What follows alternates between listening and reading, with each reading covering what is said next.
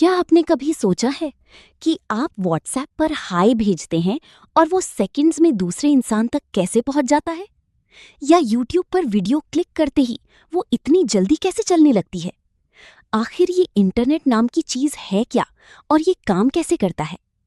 आज इस वीडियो में हम इंटरनेट के पूरे सिस्टम को इतना आसान तरीके से समझेंगे कि अगर आपने कभी टेक्निकल चीजें नहीं भी समझी तब भी सब क्लियर हो जाएगा।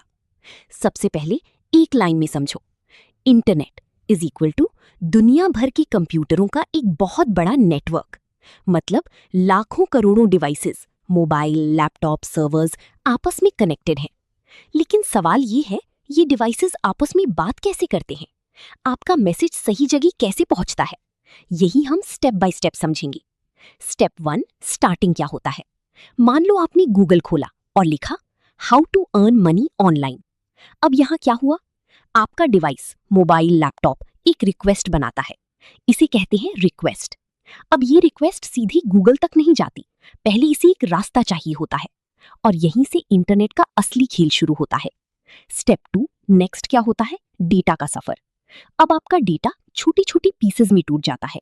इन्हें कहते हैं पैकेट्स। सोचो जैसे आप एक बड़ा पार्सल भेजने की बजाय उसे छोटी छोटी बॉक्सेस में भेज रहे हो। बॉक्स, हर पैकेट में होता है डेटा का हिस्सा, डेस्टिनेशन एड्रेस, कहाँ जाना है। अब ये पैकेट्स अलग अलग रास्तों से ट्रैवल करते हैं। क्यों? क्योंकि इससे स्पीड फास्ट हो जाती है। सवाल, ये रास्ता कौन डिसाइड करता है? स्टेप 3, सिस्टम कैसे काम करता है? Routing system.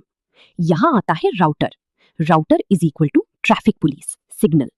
राउटर डिसाइड करता है कौन सा पैकेट किस रास्ते से जाएगा। इंटरनेट में हजारों रास्ते होते हैं, राउटर सबसे फास्ट और बेस्ट रास्ता चुनता है। अब पैकेट्स ट्रैवल करते हुए अलग अलग राउटर्स से गुजरते हैं और फाइनली पहुंचते हैं सर्वर तक। स्टेप 4, फाइनल आउटपुट कैसे मिलता है? अब सर्वर क्या करता है? सर्वर इज इक्वल टू एक पावरफुल कंप्यूटर जो डेटा स्टोर करता है, जैसे Google server, YouTube server, Instagram server. जब आपका रिक्वेस्ट सर्वर तक पहुंचता है, सर्वर आपको रिप्लाई भेजता है, रिस्पॉन्स। और वही प्रोसेस रिवर्स में होता है। डेटा फिर पैकेट्स में टूटता है, आपकी डिवाइस तक आता है और फिर कंबाइन होकर आपको रिजल्ट दिखता है। और बूम, सामने आपकी गूगल का रिजल्ट आ जाता है। Search for behind the scenes, अंदर क्या चल रहा होता है? अब थोड़ा डीप समझते हैं बट इजी लैंग्वेज में। इंटरनेट एक्चुअली केबल्स पर चलता है। हाँ, हवा में नहीं। Undersea cables